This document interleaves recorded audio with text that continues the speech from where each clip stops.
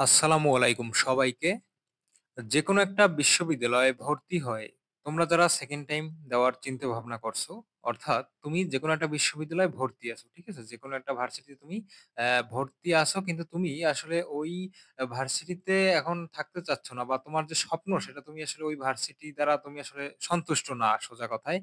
তুমি চাইতেছো যে second time admission test দিয়ে তুমি তোমার কাঙ্ক্ষিত একটা ভার্সিটিতে বা আরো ভালো একটা ভার্সিটিতে যেতে, অথবা তুমি মেডিকেল প্রিপারেশন নিতে পারো সেকেন্ড টাইম এর পাশাপাশি, অথবা রাজশাহী বিশ্ববিদ্যালয়, তারপর জাহাঙ্গীরনগর, চট্টগ্রাম ইউনিভার্সিটি, এইগুলোতে তোমার যাওয়ার একটা ইচ্ছা আছে। তো তুমি এখন তো কোনো একটা বিশ্ববিদ্যালয়ে ভর্তি হবা। তুমি এবছরও চান্স পেয়েছো। তুমি যেকোনো একটা বিশ্ববিদ্যালয়ে কি ভর্তি হবা। তো সেক্ষেত্রে তোমার মনের মধ্যে কিছু প্রশ্ন আসলে ঘুরপাক খায়। যেমন প্রশ্নগুলো দেখো, ক্লাস করা লাগবে কিনা? বা ক্লাস যদি না করো তুমি এখন ওই যে বিশ্ববিদ্যালয়ে ভর্তি হবা, ওই বিশ্ববিদ্যালয়ে, তাহলে তোমার ভর্তি আসলে ক্যানসেল হবে কিনা? তারপরে ভার্সিটিতে ক্লাস রেগুলার করতে হবে কিনা?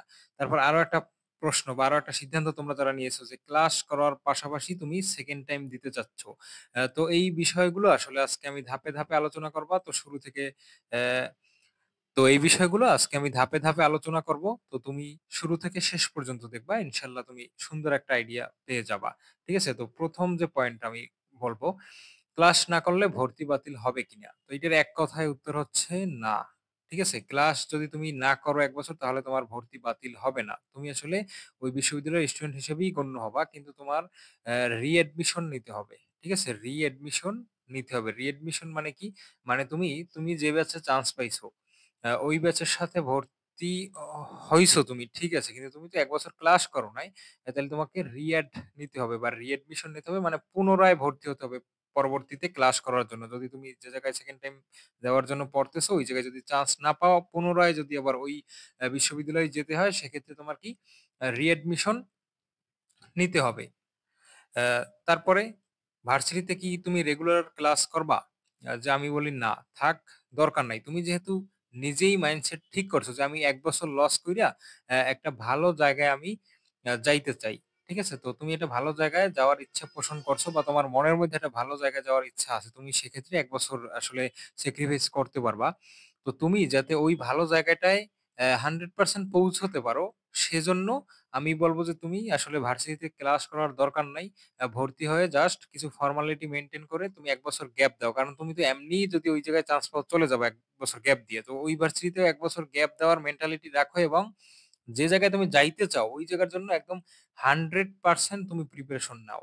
ঠিক আছে? এটা আমার তোমাদের প্রতি উপদেশ থাকবে। না হলে কিন্তু আসলে বিপদে পড়বা। তারপরে যেটা লিখছি আমি, ক্লাস করার পাশাপাশি সেকেন্ড টাইম প্রিপারেশন নিলে কেমন হয়? আমি বলব যে খুবই জঘন্য হয়। ঠিক আছে? খুবই খারাপ হয়। এটা আসলে খুব একটা ভালো হয় না। ঠিক আছে? তো কি করবা তুমি? আমি যেটা বললাম যে তুমি আসলে সেকেন্ড টাইম প্রিপারেশন নেবা, কমপ্লিটলি সেকেন্ড টাইম প্রিপারেশন নেবা। তুমি ওই যেহেতু ১ বছর গ্যাপ দেবা, তুমি সেকেন্ড টাইমে চান্স পাইলেও তো তোমার ১ বছর গ্যাপ যাবে। তো তুমি এখনই মাইন্ডসেট ঠিক করো যে আমি ১ বছর গ্যাপ দিব।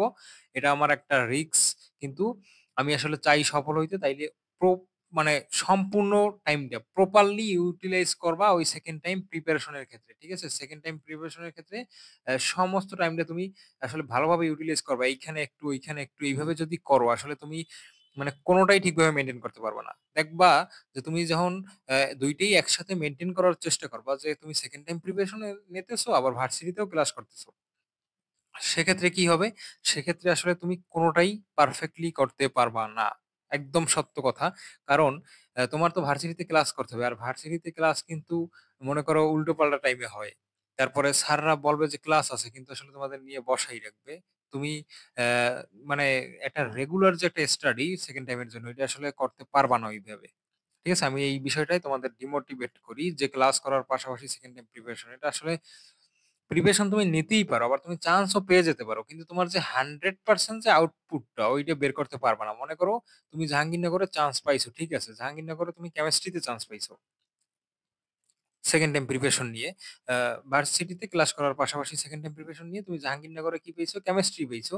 কিন্তু তুমি যদি ওই 100% টাইমটাই সেকেন্ড টাইম প্রিপারেশন এ দিতা, তাইলে কিন্তু তুমি দেখা গেছে যে জেনেটিক ইঞ্জিনিয়ারিং, তারপরে ফার্মেসি, তারপরে আরো যে টপ সাবজেক্ট গুলো আছে, ওইগুলো পেয়ে যেতা। তাহলে কি 100% আউটপুট এর জন্য তোমার আসলে, আমি বলব যেটা, যে বাসায় থাকো, ভর্তি হইয়া বাসায় থাকো রিস্ক ফ্রি থাকার জন্য এবং সেকেন্ড টাইম প্রিপারেশন এর জন্য ১ বছর নিজেকে উজাড় করে দাও। একদম ভালোভাবে কনসেনট্রেশন দিয়ে তারপরে পড়ালেখা করো।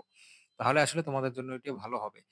তো আমি আসলে প্রত্যেকটা ভিডিও তোমাদের উপকার করার জন্য বানাই। প্রত্যেকটা ভিডিও বানাতে আমার আসলে মিনিমাম ৩ ঘন্টা ৪ ঘন্টা টাইমও লাগে। ৫ ঘন্টাও টাইম লাগে। এমন ভিডিও আছে। তো তোমরা তোমাদের হাতে যদি আসলে ১ সেকেন্ড বা ২ সেকেন্ড সময় হয়, ঠিক আছে? ২ সেকেন্ড সময় হইলে আমার চ্যানেলটা জাস্ট ওই যে সাবস্ক্রাইব লেখা আছে না সাদা রঙের? ওই জায়গায় জাস্ট একটা প্রেস কইরে দাও। তাহলে আসলে আমি কাজ করার জন্য নতুন মোটিভেশন পাবো। ঠিক আছে? তো আমি নিজেও একটা ভার্সিটিতে পড়ি।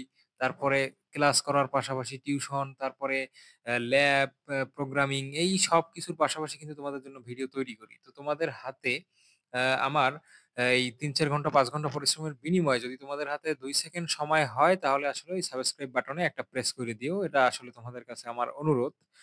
এই আরকি। তো সবাই সুস্থ থাকো, সুন্দর থাকো। আল্লাহ হাফিজ।